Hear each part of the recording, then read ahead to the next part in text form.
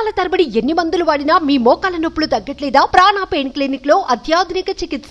ఆంధ్రప్రదేశ్ రాజధాని అమరావతికి 15,000 కోట్ల రుణ సాయం ప్రపంచ బ్యాంకు నుంచి అందించేందుకు గ్యారంటీ ఇస్తామని ఈసారి కేంద్ర బడ్జెట్లో ఆర్థిక మంత్రి నిర్మలా సీతారామన్ ప్రకటించారు. నెల రోజుల్లోపే ప్రపంచ బ్యాంకు బృందం తాజాగా అమరావతి రాజధానికి వచ్చింది.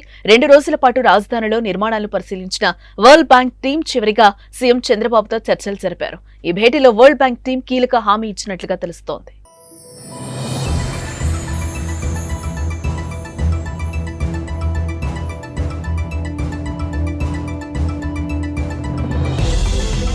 నలుగురు సభ్యుల వరల్డ్ బ్యాంక్ టీం అమరావతిలో పర్యటించి భవనాల తాజా పరిస్థితి తెలుసుకున్నాక చంద్రబాబుతో భేటీ అయ్యింది. ఇందులో 2050 నాటికి అమరావతి జనాభా 35 లక్షలకు చేరుకుంటుందని, వీరికి ప్రపంచ స్థాయి ప్రమాణాలతో కూడిన మౌలిక సదుపాయాలు కల్పించేందుకు 15,000 కోట్లను రుణంగా ఇవ్వాలని చంద్రబాబు కోరారు. రాజధానిలో 20% పార్కులు పచ్చదనంతో గ్రీన్ ఏరియాగా మార్చుతామని, అమరావతిలోని ప్రతి ఒక్కరూ కాలినడకన పార్కులకు చేరుకునే స్థాయిలో వీటిని అభివృద్ధి చేస్తామని హామీ ఇచ్చారు.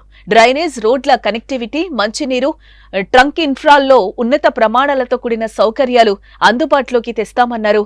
వీటి కోసం తొలి విడతగా 15,000 కోట్లు కోరారు.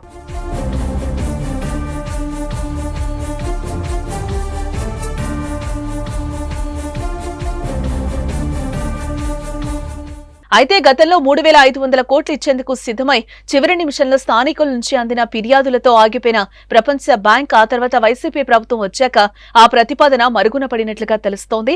ఇప్పుడు పరిస్థితులు ఎలా ఉన్నాయనే అంశంపై చంద్రబాబును ప్రపంచ బ్యాంక్ ఆరా తీసినట్లుగా తెలుస్తోంది. అలాగే రాష్ట్రంలో పరిస్థితులు మారినప్పుడు ఇబ్బందులు తలెత్తకుండా తీసుకోవాల్సిన చర్యలపైన చర్చించినట్లుగా సమాచారం. దీనిపై మరింత క్లారిటీ తీసుకునేందుకు మరోసారి అమరావతికి వస్తామని ప్రపంచ బ్యాంకు ప్రతినిధులు చంద్రబాబుకు తెలిపారు.